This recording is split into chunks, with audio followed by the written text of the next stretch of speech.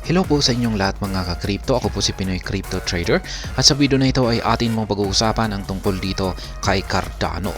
Ito po ay ang kanilang Project Catalyst kung saan ay meron po silang bagong 300 na funded or napunduhan na mga projects. Yan, at ito po ay kanilang ipapasok sa ecosystem ni Cardano.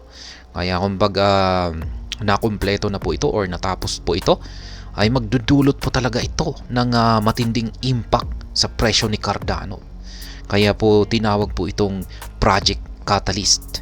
Kasi kung pag nangyari ito ay magdudulot po ito ng catalyst.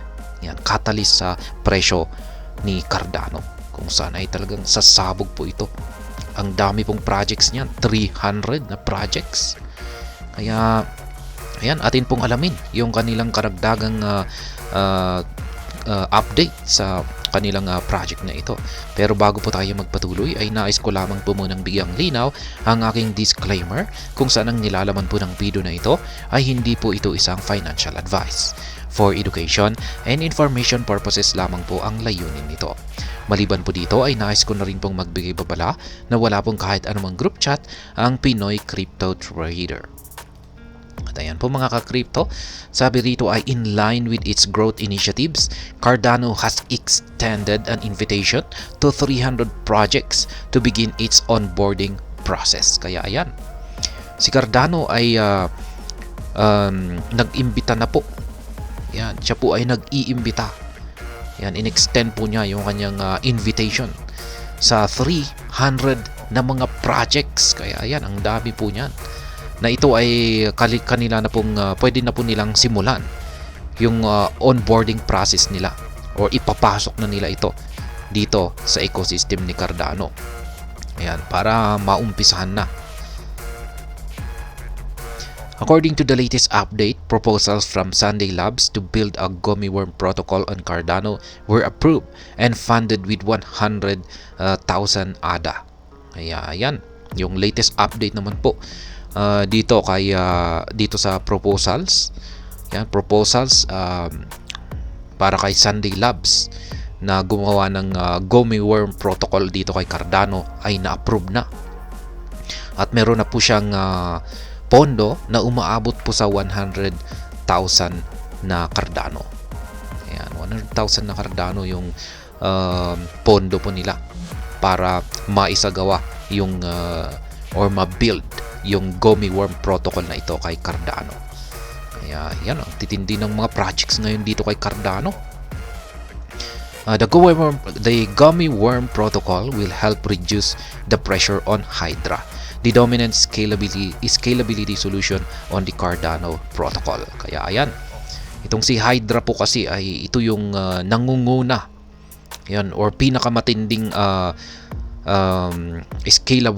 scalability solution ng protocol ni Cardano. Yan po si Hydra. Kaya napakahalaga po nito nitong si Hydra. Ngayon ay sa pamamagitan po ng gummy worm protocol na ito ay ito po ay matutulungan po niya itong si Hydra. Magbibigay po ng malaking tulong ang gummy worm or gummy worm protocol. Iba po pala yung gummy worm kasi yung gummy worm ay yun po yung ay yan yung candy po yata yun na yan na parang candy ng bata. Ayan, parang masarap nguya-nguyain. Kaya ayan, gummy worm or gummy worm po pala. Iba yung gummy worm. Gummy worm protocol, ayan, ay makakatulong po ito dito kay Hydra. Kaya ayan, the new protocol would serve as an alternative scaling tool for the Cardano ecosystem. Kaya ayan, magsisilbi daw po ang bagong protocol na ito na si Gummy Worm. Yan, bilang alternative na scaling tool dito sa ecosystem ni Cardano. A food traceability proposal on Cardano was approved after amassing 425 of the total votes cast. The protocol received 100,000 ADA in funding, and the team will work to boost the productivity of small farmers with an end-to-end traceability solution. Kaya yan, kolekta po pala ng pinagbotohan po pala ito. At umaabot po ng 425 na total votes yung proposal na ito. Kaya yan, pagkatapos niyan ay nakatanggap po ang protocol na ito ng 100,000 na ADA para gamitin po ng bilang pondo ng team developers ni Cardano. At para ito ay i-boost yung productivity ng mga small farmers.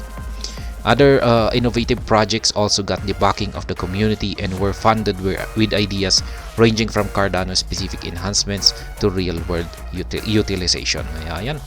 Marami pang mga ibang mga innovative projects dito at todo yung suporta naman po ng community ni Cardano. Kaya ayan. Isa po itong napakagandang development para kay Cardano, kung saan ay ang dami po nilang inilalabas na mga projects. Ayan, tapos biglaan pa na ayan, marami silang parang sabay-sabay. Kaya po nila ito tinawag na Project Catalyst. Ayan, dahil ito raw ang magdudulot ng catalyst sa presyo ni Cardano para umangat ng todo. Kaya yan, hanggang dito na lamang po tayo sa video na ito. Sana po ay inyong nagustuhan ang aking paliwanag dito. Kung inyo po itong nagustuhan ay pakiclick lamang po ang like button nito. Para naman po sa mga bago lamang dito, kayo po ay aking inaanyayahan para mag-subscribe. Pakiclick na rin po ang bell icon nito dahil ito po ang siya magsisilbing notification nito sa mga bago kong videos na aking pong ina-upload sa aking YouTube channel na ito. Marami pong salamat sa panonood. Ingat po tayo lagi at God bless po sa ating lahat.